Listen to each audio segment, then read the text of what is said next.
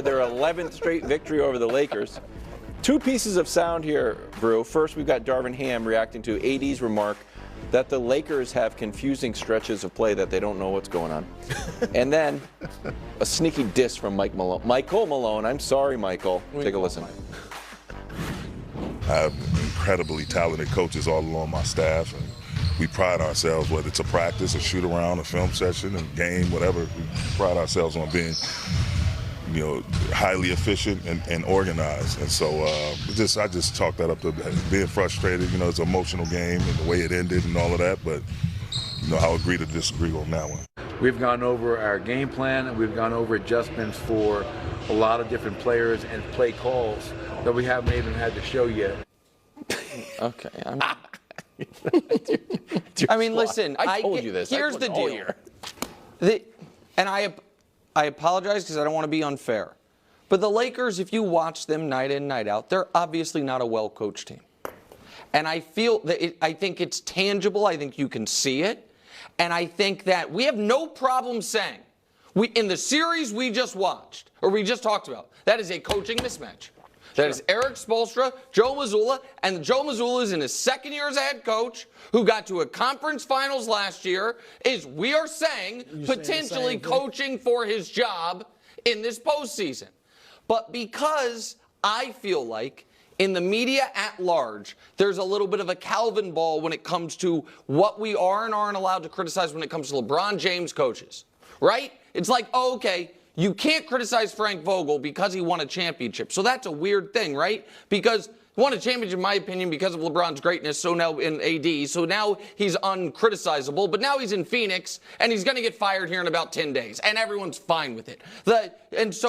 I don't get. I'm not trying to be fresh, but I don't understand what you're saying. So Vogel got criticized. That's the thing. LeBron's coaches get criticized. Correct. And then I think when it comes to when we have talked about Frank Vogel on this show, it has been, what, you wanted more from Frank Vogel? What do you want? He won a championship. LeBron wanted him to get exactly. That's your take. Respect. That's your take. Right. I don't think he was very good. I don't think he was good in Orlando. I don't think he was good in Los Angeles. They won a championship despite it. I don't think he's done a good job in Phoenix. He was great in Indiana, first stop. I don't think Darvin Ham's done a good job.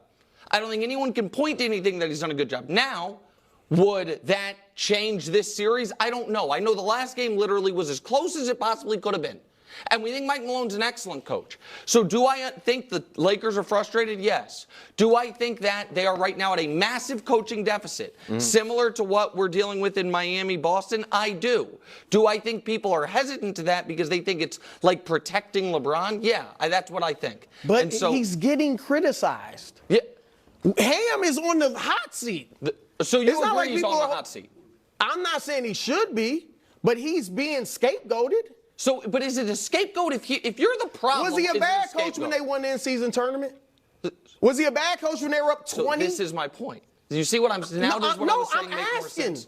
Well, yeah, but I got confused about the Vogel stuff because you're saying Vogel was a mediocre coach, but LeBron and AD's greatness were able to overcome it. And now Darvin Ham's a mediocre coach, but might be worse. Might be worse, and they're not able to overcome it.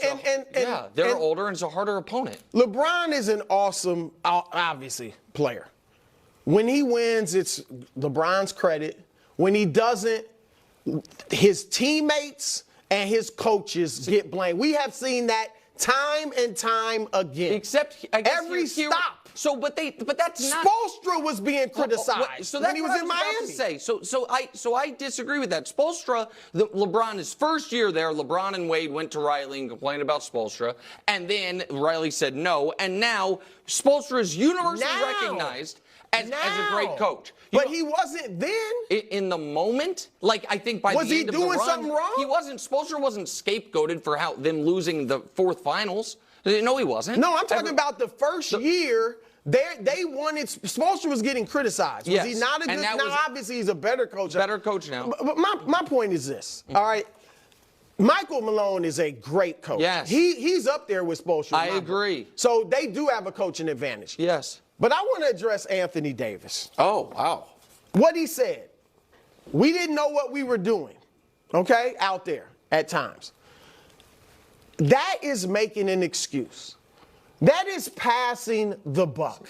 That is looking for a scapegoat, and that is not the mentality that's going to get you back in this series. Yeah. Right? You're blaming the refs. Yes, right. Look in the mirror. Because, Anthony, I know what you were doing. Nothing. In the fourth quarter, you were doing nothing. You played 10 minutes, 9 minutes, 55 seconds to be exact. You took one shot. Did you take one shot? You got one rebound. You had 0 points. But that's Darvin Ham's fault. You have the clout, my man, to say, give me the ball. I've been killing these dudes for 2 quarters. Give me the ball. You didn't do that. You know what happened? Aaron Gordon muscled you up. We know you don't like physical play. Aaron Gordon muscled you up, and you were looking for Darvin or Phil Handy or somebody to give you some advice. What can I do with this dude? That's what the coaches are for. That's their job.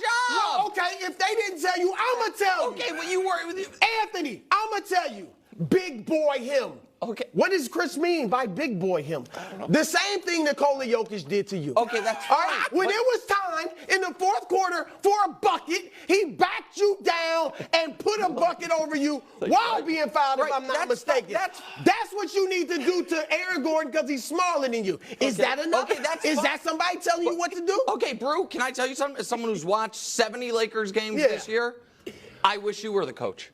There is, like, you know what? You've sold me on it. And but Wilds, now maybe I didn't explain it properly. No, I get it. But I think Brew's response to me was kind of the frustration part. It's like, whenever they succeed, it is used as evidence that's a good coach.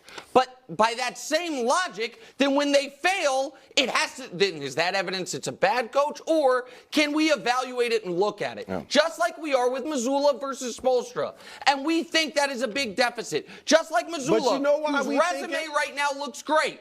But you are saying is on the hot seat. You know why we think it's with Mazzulla? What? It's not because the analytics kings out there love Mazzulla. Mm-hmm. I mean, you listen to them and, oh my gosh, this team is historically great. Right. They're awesome, right? Yeah, you know why we look at Joe, at least me, Joe Mazzulla, and say you should be on the hot seat? Because you were in the finals the year before you got there, and now we're going backwards. Yes, and the Lakers the year before that won the championship. You know how I judge coaches? Results. Right. I'm not going to sit here and tell an NBA coach they don't know what they're doing because they know the X's and O's better than me. I'm judging you by results. Okay, and I think the Lakers have underachieved. Love it. I think the Lakers have underachieved this year. They might be the second best team in the league. They're just playing the first best team. Okay, maybe so. And I think in the margins, I think that, and we didn't talk about it the day after because I knew the reaction would be an allergic reaction to it.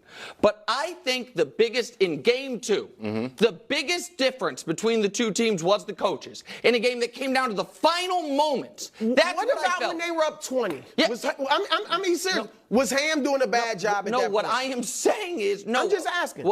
No, but when they were tearing away at the lead, when they had their fourth quarter runs, when you're going home with timeouts in your pocket, yes, that is part of coaching. Can LeBron